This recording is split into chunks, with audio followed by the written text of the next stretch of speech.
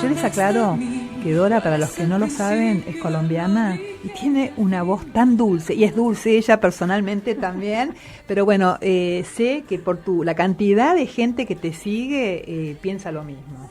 Así que, bueno, Dora Consuelo Rosso fue odontóloga durante 17 años, y después que dejaste de ejercer la profesión para dedicarte a esto, ¿o la seguís ejerciendo de alguna manera? No, yo cuando comencé a estudiar sintergética y todas estas artes complementarias, seguía siendo odontóloga. Y eso fue como a la par, se vuelve una dicotomía dentro de uno, no sabes exactamente qué es. Y a mí me pasó que no pude en su momento hacer la integración de todo esto que venía por otro lado en la odontología. Entonces un día tomé la decisión y dejé la odontología. Maravilloso. ¿A qué edad tenías ahí? Esto fue hace ya 8 años. Bueno, ya estaba grande. Eras grande, o sea, como que tus padres no podían decidir sobre eso, era una elección tuya. No, además yo ya había ejercido 17 años, fue algo muy profundo que yo sentí. Realmente esto sucedió estando en India. Contanos, por favor. En India, bueno, en medio de las búsquedas y las crisis existenciales de todo ser humano, vamos en búsqueda de, y yo fui a parar a India. Y allá tuve como la sensación muy clara de que yo tenía que dejar la odontología para que lo hicieran personas que estaban mucho más comprometidas con la odontología que yo. Bien. Y que tenía que liberarme para poder hacer lo que me correspondía a mí, lo que mi alma llamaba hacer. Y bueno, eso fue lo que hice. Llegué, no lo hice de cualquier manera, eso sí, sentía que los capítulos hay que cerrarlos correctamente. Sí. Y vine, hablé con los pacientes y fue todo un proceso que duró 1 año y largo antes de definitivamente decir no vuelvo a la odontología. Y entre tanto vendí la unidad odontológica. Fue todo era un ritual para mí. A la persona a la que le vendí la unidad odontológica, él no podía entender que él se acababa de graduar, había sido técnico dental y le había logrado sacar la carrera de odontología, o sea que ya era un hombre grande cuando él se hace odontólogo. Grande digo yo, no fue a los 22 años como normalmente, o 25 está saliendo uno de la universidad. Él ya estaba por encima de los 35 años y era era mayor que yo en ese momento, y yo le entrego empacada impecablemente la unidad, protegida y todo, y él me decía, la forma en que está empacado esto quiere decir que usted ha amado profundamente esto. Y no entiendo por qué se va, y digo yo, porque se lo dejo a gente que lo ama mucho más en este momento que yo.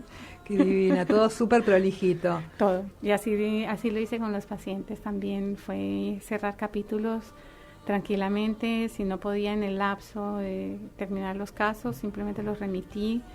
Pero creo que esa es una de las cosas que nos produce tener paz y salud, que es a lo que vamos a hablar, a lo que hemos hablado, a lo que vamos a hablar y lo que yo vengo insistiendo. Soy del área de la salud, no, esa parte no se me olvida, no se me queda entre el tintero. Me moví, digamos, del rubro de solo la boca para ver al ser humano, que ha sido siempre mi interés.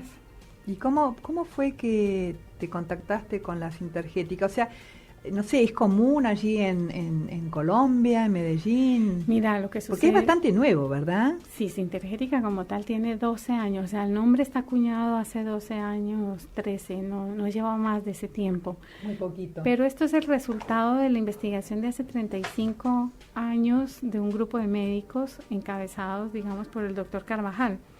Entonces, yo cuando llegué a Medellín, cuando viajé desde Bogotá para vivir en Medellín, que llegué a trabajar con el servicio, con la Secretaría de Salud de Antioquia, me remiten a alguien de Bogotá a quien yo había conocido y fue mi médico, digamos, el primer médico sintergético, que todavía no acuñaba ese nombre. Allá se conocían como bioenergéticos en ese momento. Uh-huh. Y él fue el que me abrió las puertas a todo este mundo y bueno, yo imagínate cómo sería el impacto para mí. A mí me encantaba ir a bailar y yo los viernes, si no iba a bailar, era como que me faltaba algo. Y a tomarse unas cervecitas. Y de pronto... o sea, eras humana, tenías también cosas... Sigo siendo humana. Sigo siendo humana. Sí, pero era así. Sos un ser muy especial igual, te voy a decir.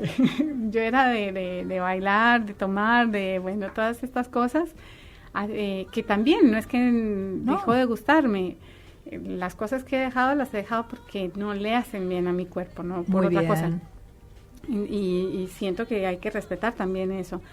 Entonces, pero yo pasé, y cuando comencé a reunirme con ellos, que tenían un grupo bastante hermético en ese entonces, para estudiar unas cosas muy específicas, dejé de ir a rumbear los viernes y llegaba a mi casa después de la clase a las 10 de la noche, levitando casi. Yo me sentía que, mejor dicho, en mi casa dijeron, bueno, esta se metió en una secta. Típico. Sí, ante lo desconocido, secta. Y bueno, y tan rara es que yo cambié radicalmente mi comportamiento en ese momento. Entonces, sí, claro. Hoy lo veo en retrospectiva y digo, tienen todo el derecho de haber dudado y de haber sospechado. Por supuesto. Lo que pasa es que ya después, bueno, mamá lo conoció a esta persona y comenzamos a ser realmente amigos. Uh-huh. Y él fue el que me refirió, cuando yo me fui para Medellín, al grupo del doctor Carvajal. Ah, ok. Entonces yo ahí comencé a ir a los grupos de apoyo, a las charlas que él tenía, y luego comencé a hacer los cursos de lo que daban en ese momento, que era una formación en medicinas complementarias, en bioenergética. Uh-huh. Y luego comencé a entrar en los grupos de sanación. Bueno, tan. Vamos a tener que cortar. Ustedes quédense porque va a venir muy interesante, más de lo que ya es en este momento. Nosotros nos vamos a un espacio publicitario, un corte, pero dentro de un ratito, de muy poquitito, estaremos nuevamente continuaremos con Dorita, que es un placer escucharla.